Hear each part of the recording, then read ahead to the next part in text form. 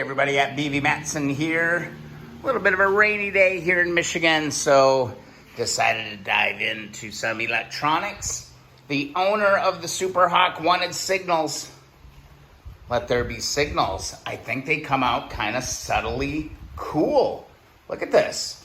Nice little bracket made to go right onto the little headlight bucket mount right there. And by golly, the darn things even work. How about that? He wanted a removable set of signals that he could pop on and off at will. I messed around a ton trying to get that to be feasible. I ended up just hardwiring everything. Nice, easy little bracket right here onto the license plate frame. And bada bing, bada boom. Ended up running wires kind of off of each of these into there. Notice I do have posi locks here. Just in case he does want to take them off, it'd be easy just to disconnect the lights at each post. So we could run right through, pull the posis and pull those bulbs off.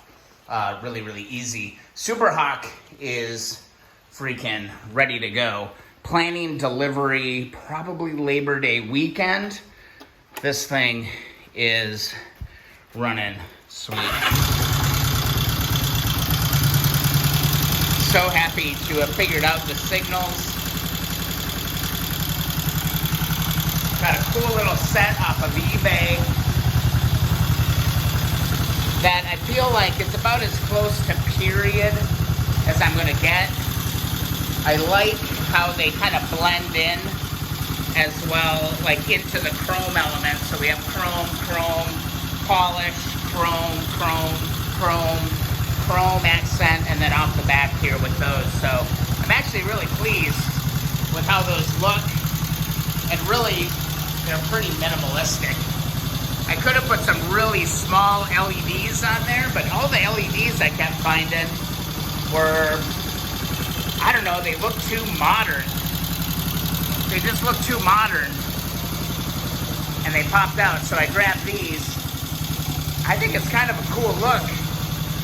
What do you think? Let me know in the comments. Here's what I bought. So yeah, happy eBay, $119. A little spendy, guys, I get that. But I really like the styling of this, and I like how it all came in one little kit. See that chrome ball? It actually works really well with the Superhawk. I grabbed this set, another set actually, for the Dream. So what you see is really what you get. Packaged up, you get 4 of the lights, all right? So you get these, and these do need to be grounded, but I did find that those brackets that I built naturally grounded, so I was going right in to everything, or into that headlight bucket. You also do get that left-right switch, okay? So you got your switch. The colors are not Honda match colors. The green is actually right, the yellow is left, and the red is your power. All right, and yeah, so you get the 4 lights out of the deal. You also get a little flasher, and you get a bracket. Okay, so this is that license plate bracket that you can put on that. It does not come with brackets for the front signals, okay? Let me see if I can grab the rest of these little lights. 1, 2, 3, 4. You get 4 of those, a flasher, a switch, and you're pretty much in business. You're gonna have to get creative though with how you mount those front signals. Not a bad set. A little pricey maybe. I bet you could just buy, 4 small LEDs, a flasher, a little switch, and come up with some brackets for probably half that cost. But again, I do just kind of like the styling on these, and that's why I ended up going with them. So I dig them. I like the way it kind of works with the chrome on the bike, and it'll work. And plus they're easy to remove. So if you don't want them, you can pull them off and go back to old school hand signals. All right, that's what you get in the box for $119. So getting them off is gonna be really easy. You can see the bracket just bolts right directly to the license plate bracket. So pull those 2 things off, you can get it. You can pull the 2 posi locks, you're good to go. Front ones had to get a little creative because again, it didn't come with mounts. So all I did is I manufactured a little slip-on bracket just like that. I can slide that right into there, tighten those up, and they're good to go. Don't overthink it when you're trying to wire this stuff together, all right? It's all just gotta work together. So as I mentioned before, the green on this particular setup is blue. So your green switch is gonna merge with your blue off of this and blue off of this. You gotta run big lines off of these lights in order to meet up at the green, all right? It's a pain. And then our yellow comes off of each light, okay? Here's our rear. We're gonna run lines and we're gonna merge that into the yellow. The tricky one, honestly, is the red, okay?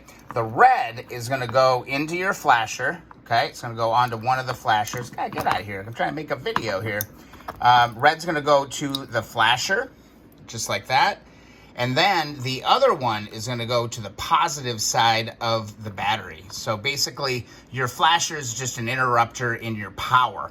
Now, keep in mind, you're gonna need to ground or find good ground off the housings of each one of these lights, but wiring is pretty straightforward. Yellow to yellow to yellow, blue to blue to green. Let's pretend it's blue, right? On a Honda, it'd be kind of a light blue and an orange, all right? So it'd be orange on the left. You'd have blue originally, light blue on the right, and then ground is green. So I had to kind of fish around a little bit and try and figure out what's going on. But again, the tricky part is just making sure your flasher works, and then having that flasher go through, or the red power coming through your flasher. The other terminal of your flasher is going to go to hot power. I went straight to the battery with it, but you could easily, probably just find a hot black on your Honda and you'd be good to go. So don't overthink it, man. I puzzled and puzzled and puzzled. Electrical is not my thing, but when you break it all down, it's really not that difficult. This is the tricky one. I did end up running wires through the fender, up under the tank, so it took a little disassembly to get it to go, but then up over here, and I did go into that bucket. So it's all hardwired into the bucket. Again, if they want to come off, all you got to do is loosen this. It'll lift right off, and then you can disconnect the posi on that, and it should be good to go. So signals on the 65 Super Hawk. Pretty cool, man. This bike is ready to go, man. This thing is sweet. One of the best builds yet. I think this might be the best build. All right, guys, what do you think? They're not original, but they're functional, and based on driving habits of everybody in the world, I do think having signals is not a bad idea at this point. I wonder how many people even know what hand signals are at this point. There's that 125 hanging out back there. That one's getting close. Oh gosh, there's the 70. There's the 71. Oh, I got too many bikes. Too many bikes. All right, if you enjoyed the video, please don't forget to subscribe. Also, go find us on Facebook, the Keep On Wrenching Community Group. And also, if you want a free sticker, head on over to keeponwrenching.com. Super Hawk's got some signals. Super Hawk's got some signals.